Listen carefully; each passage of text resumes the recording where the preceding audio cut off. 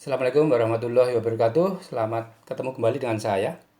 Akan saya bacakan pengumuman Pansel nomor 026 garing Pansel garing titik JPTP titik KLT garing 1 garing 2023 tentang hasil akhir seleksi terbuka JPT Kabupaten Klaten. Nah, di Dinas Pendidikan ada 3 yang lolos. Yang pertama, Subari SPD MPD. Ini Kepala SMP 2 Trucuk. Kemudian nomor 2, Sudaryono SPD MPD. Ini Kepala SMP 1 Mbayat.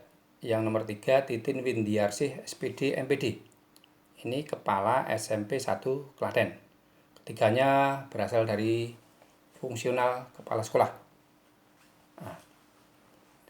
Kemudian nomor 2 adalah DPPR. Nomor 1 Suryanto STMM, ini Kebit Bina Marga. Kemudian yang nomor 2 Juli Purwohandoko STMT, ini Kabit Cipta Karya DPUPR. Nah, dua-duanya dari internalnya bagus sekali ini, penjenjangannya bagus di internal DPUPR dari kantornya sendiri. Kemudian yang nomor 3 BKPSDM atau dulu BKD. Yang lolos nomor 1 Agus Setiawan Prasetyoko STTP MHUM. Jabatan sekarang Sekretaris Inspektorat. Kemudian nomor 2 Ali Surahman APMSI. Ini Irban Inspektorat. Kemudian yang nomor 3 Selamat SHMSI. Nah, sekarang Sekretaris BKP SDM. Kemudian yang keempat Bapeda Litbang. Yang nomor 1 Aris Pramana SEMM.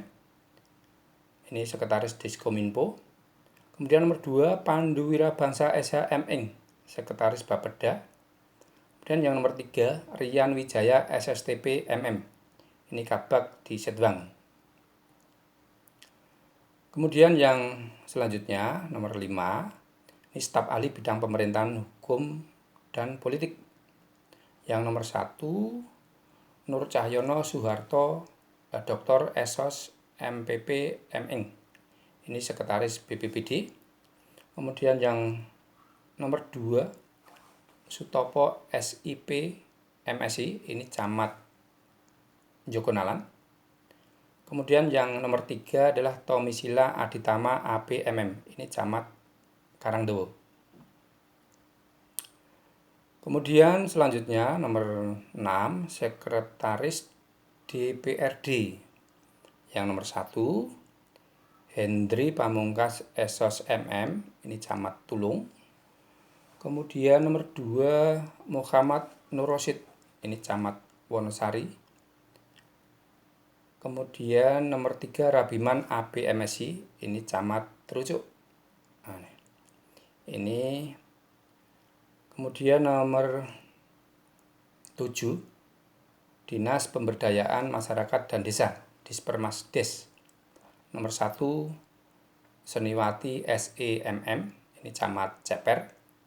Kemudian Supardiono SIP MSI, ini Camat Klaten Selatan. Ini teman saya Diklat PIM 4 tahun 2003, waktu itu di Cawas, di SKP Cawas. Satu letting. Kemudian yang nomor 3 Wahyuni Sri Rahayu DRA MSI. Ini Camat Jatinom. Kemudian yang terakhir Dinas Perindustrian dan Tenaga Kerja. Ini nomor 1 Luciana Rina Damayanti SIP MM. Ini Kabak Pemerintahan. Kemudian yang nomor 2 Sumarsih Kuncoro ST MSI. Ini Sekretaris DLHK. Nah, ini juga saya pernah bareng di Klatpim 4 di SKP Cawas tahun 2003, Mas Sumarsih Kuncoro. Nah, dari 8 SKPD ini yang 7 itu berasal dari pernah menduduki eselon 3, entah itu eselon 3B maupun 3A.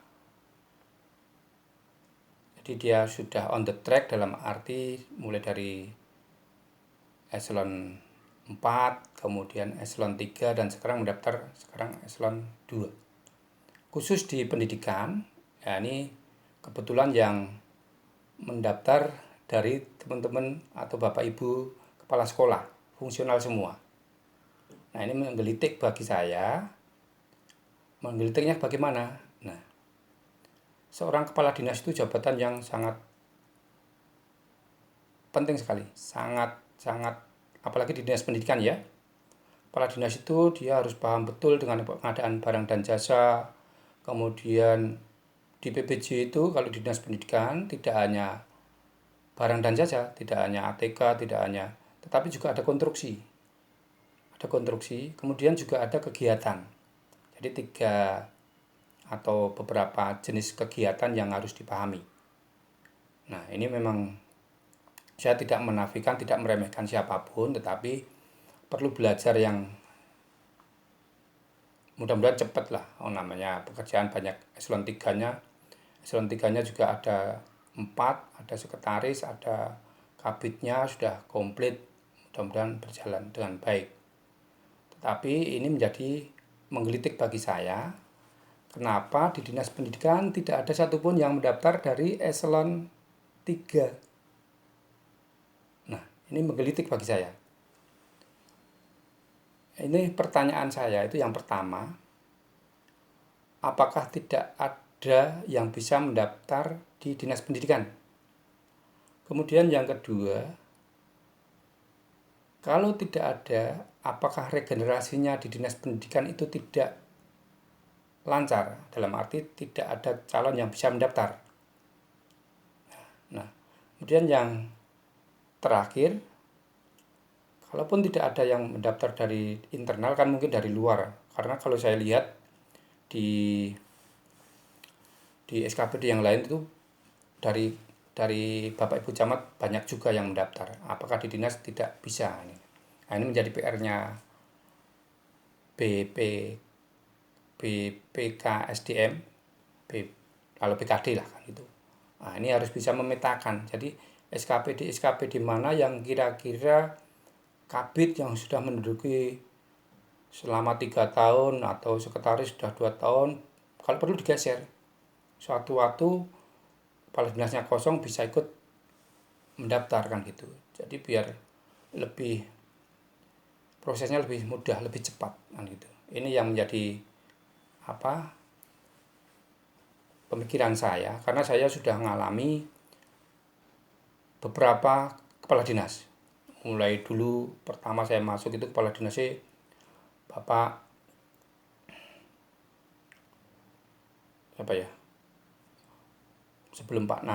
sebelum Pak Sidik, kemudian Pak Joko Sutrisno, Pak Sidik Pramana, pertama Pak Muhadi, kemudian Pak Sidik Pramana, kemudian yang ketiga Bapak Joko